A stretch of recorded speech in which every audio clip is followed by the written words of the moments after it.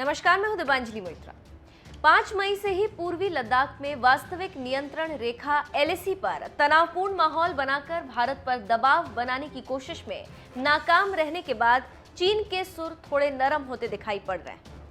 पहले चीनी विदेश मंत्री ने सीमा पर भारत के साथ स्थिति सामान्य होने की उम्मीद जताई, तो अब भारत में चीन के राजदूत ने मतभेदों को बातचीत के जरिए मिटाने पर जोर दिया और कहा कि चाइनीज ड्रैगन और भारतीय हाथी एक साथ नृत्य कर सकते हैं। भारत में चीन के राजदूत सन विडोंग ने Confederation of Young Leaders Meet को संबोधित करते हुए भारत और चीन के रिश्तों को प्रगाढ़ करने की जरूरत बताई।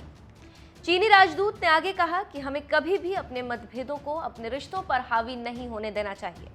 हमें इन मतभेदों का समाधान बातचीत के जरिए करना चाहिए।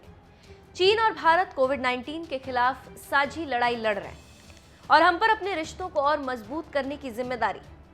चीनी राजदूत ने सम्मेलन में मौजूद युवाओं को भारत और चीन के रिश्तों को समझने की बात करते हुए कहा कि हम एक दूसरे के लिए खतरा नहीं है।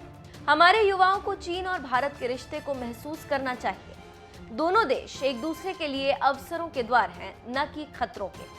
उन्होंने कहा कि ड्रैगन और हाथी एक साथ नृत्य कर सकते हैं। ये बात बताने की जरूरत नहीं कि एलएसी पर जारी तनाव के बीच भारत ने कभी उकसावे की बात नहीं की। दरअसल चीन के विस्तारवाद की केंद्र में उसकी दबाव की नीति। वो कमजोर पड़ोसियों को कभी कर्ज देकर फंसाता है तो कभी अपनी ताकत की नुमाइश कर डराता है। वहीं भारत जैसे टक्कर के देशों पर सैन्य दबाव बनाने की कोशिश करता है। हालांकि इस कोशिश में वो लगातार अपनी भद पिटवा रहा है। पहले डोकलाम में, फिर अब लद्दाख में भी ऐसा ही कुछ होता दिख रहा है। देर आए दुरुस्त आए। सही है, युद्ध किसी भी चीज का हल नहीं है, क्योंकि इससे सिर्फ और सिर्फ तबाही आती है।